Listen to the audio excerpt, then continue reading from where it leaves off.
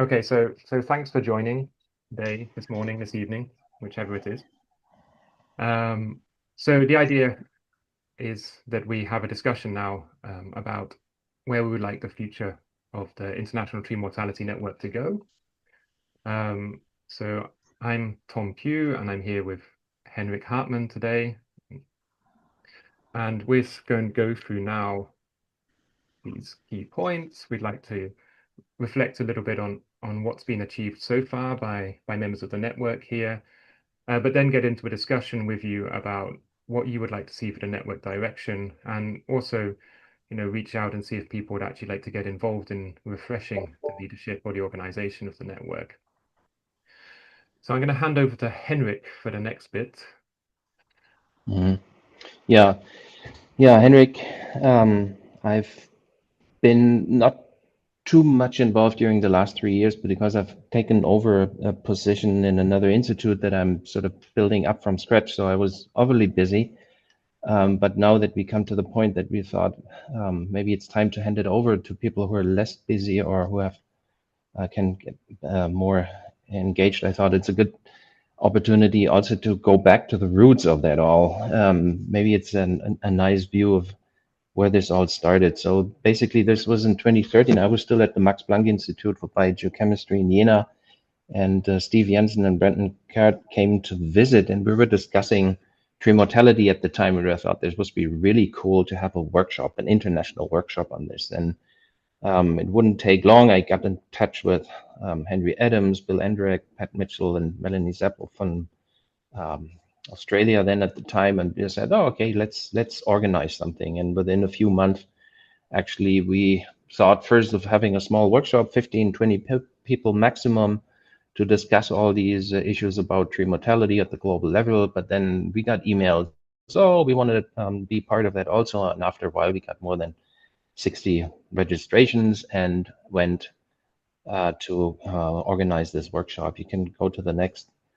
This was then in Jena at the Institute, and we were sort of having a 3 day basically discussion about the mechanisms and drivers of mortality, what could be causing this. This was back in the days when, you know, Nate came up with the hydraulic framework and so anyhow, we had people basically from all continents, 18 countries, and in the end, we had the final conclusion, which you all share, I guess, that we don't really know what the trends are at the global level. We have done some progress during the last few years, but still at the time, it was like, okay, we need more information on this.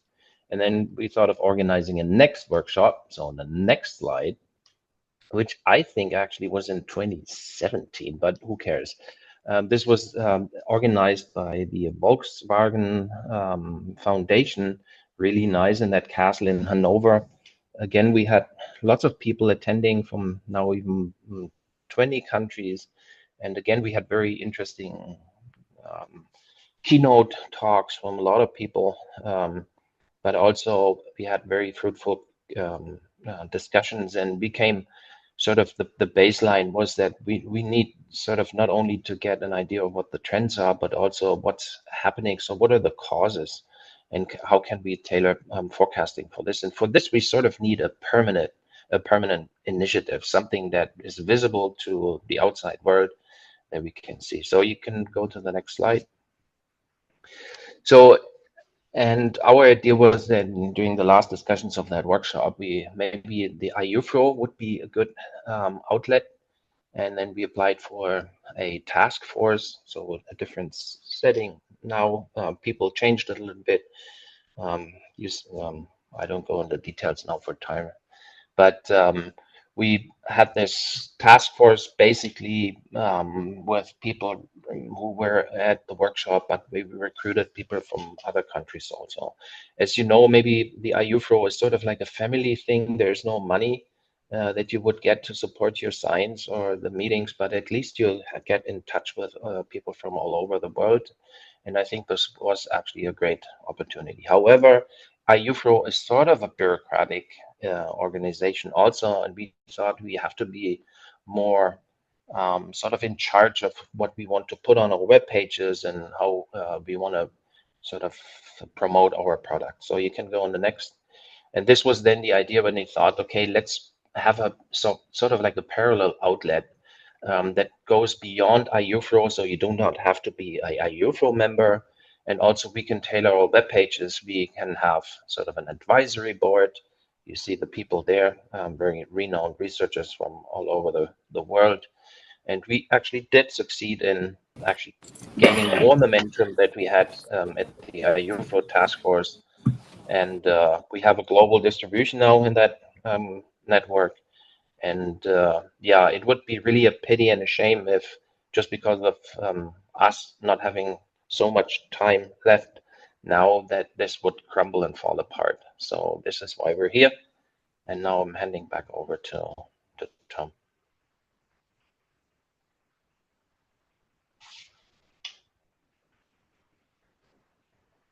Your mic Okay, is so about 6 or so years ago, um, we got together in the organizational team and had some discussions about what the aims of the network might be. We discussed those also with the advisory board. And where we ended up was this idea that we thought it was necessary to work towards global data integration. And then eventually that could lead to targeted observations to fill in gaps.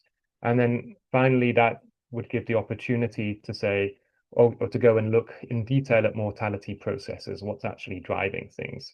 So almost like a sort of research agenda for the community, but from our perspective, trying more to facilitate that. And then along these lines of facilitation, an idea of having the network as a tree mortality research forum, so ways to bring people together to learn more about tree mortality. Um, so that was quite ambitious, I should say. And I think we definitely didn't achieve everything that kind of we hoped we would maybe 5 or 6 years ago, but quite a few things. And now I'll just go through a few of those outcomes. So one thing was the seminar series, which started off in 2020 with a presentation from Matt Hansen. So this was very much kind of a product of COVID. But it's really continued, and over that time we had 28 different speakers from many different disciplines, many different countries, trying to cover the world and the topic of pre-mortality and even career stages as well as much as possible. And those are all available on the YouTube channel. And so one question we can explore is, well, is this still useful? Um, should we try and continue this as a network? And if so, should we do it in the same way or should it evolve? And that's something it would be great to get your feedback on later. Another big outcome for us, I think, was this open access online database of tree mortality. This was very much led by Bill Hammond and Henrik, taking forward the Allen et al. Database of observations of drought-induced tree mortality around the world, which was published in 2010, and updating that and making it available online. And so this map is available on the network webpage, and you can click on any of these dots and you get taken through to information about the study there, but there's also information that can be directly used in analyses and has been actually picked up quite a bit. In similar lines and very much working toward that first aim, back in 2019, we started scoping out a questionnaire about tree mortality monitoring. So the first thing, if you want to understand how rates of tree mortality may or may not be changing around the world, is you need to have observations of it. And we know that lots of observations are made, but beyond that, we didn't know so much, actually, what's being made where, what could be suitable actually for looking at tree mortality and what's not. So the idea of this questionnaire was to explore in the community what exists, not to bring it all together, but to explore what exists.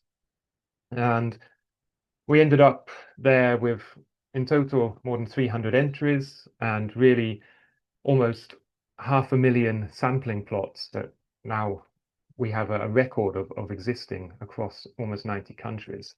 And you can see like a map of that here. This comes from the analysis that was done on the questionnaire output, where we can get an idea of kind of the intensity of monitoring that is actually has happened over different countries in the world. Now we know that this won't be complete, but we think it gives a pretty good idea of what's going on and actually a pretty useful community resource. I'll come back to that later. Um, but so this questionnaire then became the starting point for a big collaborative initiative across the network. So there are more than 100 of us involved in trying to put together a viewpoint, which was actually published this year in New Phytologist, about what would be necessary in order to have global tree mortality monitoring. And a big part of those discussions turned out to be around how we could actually put together such a network in a kind of fair and appropriate way, especially taking into account the differences in opportunity between researchers from wealthy and poor countries, and that, if we're going to have an inclusive network and one that works well, then it really shouldn't be focused around one or two people, but actually should be focused around groups of people who, with opportunities for all participants to be involved in decision making or the intellectual process to the extent that they want to be. And in order to make that possible to the extent one would like, then you also need to invest in capacity building. So there was a big part of the discussion that was very much around this aspect. And together we put together a roadmap of how this might look. So going from, if you want to have global collaboration, and it's a very nice picture that was put together by members of the network, then you need to get to interoperable data sets. And with that, you have the basis to make assessments of what's happened in the recent past, but also hopefully to make robust predictions. And then that starts from having these equitable and inclusive practices so that all people who want to can get involved, have to invest in this ground-based data collection. And I didn't mention, but we really focused on ground-based data collection because that's the only data where you have an overview of tree mortality, in all parts of the canopy, and you can see what species it is and so on. But there was a discussion and linkages here also with remote sensing. But investing allows you to continue observations, but also fill the gaps. But if you remember that map I showed a moment ago, all over the world, it's a complete mess when you think about how intensive the sampling is, but it's also super different in terms of the protocols that are used for observation. So need to move to the extent possible towards having comparable protocols, and we outlined key aspects there. If you want to have a global assessment, you have to have standardized metrics. That links, of course, to comparable protocols, that you're observing the things to make those metrics. And then eventually you move towards having integrations of models and data to fill these gaps and actually make projections. So that's what was outlined in that paper. And I think those are the sort of the main things that the networks really come together to do over the last few years. And there's certainly been challenges met along the way. I mean, one of these has been finding consistent and long-term funding. Everything here is basically done on the side by by the organization team, but also by network members, by you guys, right? We're doing this or in the network because we think it's interesting or it brings something, but there's no core funding for it. And another aspect that we've kind of agonized over quite a bit in the organizational group is, how should we keep focus? What should be the focus of the network? What's the thing that's most useful? And how much should it be centralized, where we have top-down initiative versus trying to encourage bottom-up initiatives? So it's kind of, I think, quite a lot of introspection around how can we make this network something that's, genuinely useful for people. Okay, so now I'll move briefly into the things we plan to do going forward, and then hopefully that can lead into a discussion. So we just talked about the questionnaire, and one thing we really want to do is make this questionnaire available on the website as a living document. So the questionnaire itself has much more information than we actually published in the paper. It has information on, the kind of protocol that was used, sampling information that could be really important for deciding if a particular data set could be useful for the research that anybody might be interested in doing. It's only metadata. There's no like actual data of tree mortality there, but we think it could be a useful resource for people who are interested in studying mortality in a particular region and want to know what's available. So the idea is we make that available on the website, and we want to make it so it can be regularly updated. Otherwise, it just stays something that was collected in the early 2020s, and then um, it quickly becomes out of date. So that's something we're trying to push forward right now. Um, Bill in particular is working to push forward the mortality event database. So that's the other thing I mentioned, the global tree mortality database from drought events. And currently this is something, it is hosted on the web page and it can be updated. So people here have the option to submit their data. When that happens, it goes forward to Bill, and Bill has been, when he can, putting it onto this map that you see on the web page here and adding more dots onto this. But he's also looking at how this can actually move forward in a useful way as well. So, I mean, it can continue as it is now, and we think that it is useful to have this database where you have these, very precisely geo-referenced information on these ground-based observations of tree die-off. But also interesting to explore, can this actually go beyond its present focus, which is on hotter droughts, basically? So there's other disturbances that might be interesting, and how best to keep it current. And so one idea floated here is maybe we could move towards having kind of disciplinary experts, people focus on particular lineages of plants or on particular disturbances or particular regions who maybe take responsibility because they have expertise and are up to date with the literature there and keeping it up to date. So that's something that we want to explore and kind of hopefully expand going forward. Rupert is spearheading an initiative to understand forest disturbances better. And so there will be a questionnaire that's going to be circulated later this year to understand the state of forest disturbance regimes, how they are changing, post-disturbance recovery, what does this actually look like, how does this proceed? And the idea there, this questionnaire will be circulated. There will be some literature survey work, but the aim is to put that together in a synthesis paper. And this is very much then a call in this questionnaire for anybody who wants to be involved in that effort. So contributions to the questionnaire can also be involved in the paper there. Bernhard is spearheading work on traits, and he's particularly focusing on what plant traits and what locations would be really good for super sites where we can look at tree mortality, what kind of traits need to be observed, how should they be observed, how could the community come together to actually facilitate that so we could have a network of super sites across the world where we have really good understanding of the plants that are there, so that we can try and link these to drought-induced mortality. And so the aim is to have some workshops on that, likely late next year and spring 2027, that try and push this initiative forward. And so there'll be announcements coming on that next year. But that's the things that we're aiming to push forward at the moment. And so we're not by any means in the organizational group thinking of dropping all of the things here. But we do think it's important to keep this as fresh as possible. So one thing we'd like to do is start refreshing the leadership. It would be good to have new core group members who have new ideas or enthusiasm. And so if anybody's interested in that or knows people who might be interested, then, please get in contact with us. Tell us now, tell us after the meeting. What does it mean to get involved? Well, the organizational team meets regularly. We make decisions together as a group, and various people, as you've just seen, take responsibility for driving particular initiatives. And what do you get out of it? Well, I guess that's a very personal thing. I mean, for myself, I can say that it's been a super cool opportunity to interact with people who are interested in the same topic from all over the place. I think you certainly get some visibility in the scientific community, whether that's a good thing or not.